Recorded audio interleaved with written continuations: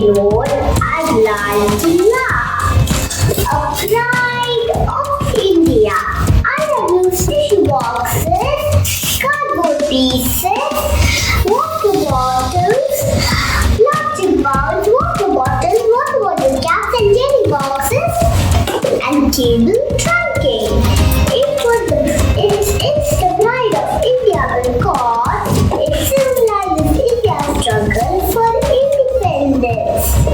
India's independence is celebrated in the Red Fort by raising the Indian flag by the first Prime Minister, Pandit Jawaharlal Nehru.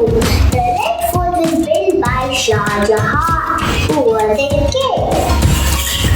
As much as it reminds you of the struggle of the Indians from the British, the biggest struggle on earth today is global warming.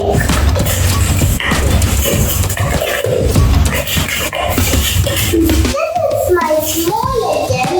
It's important to save our Mother Earth. This is my small legend using waste material creatively. I'm almost done.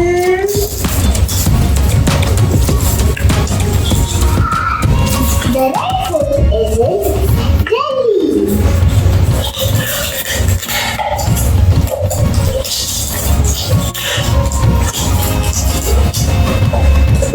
I'm almost done.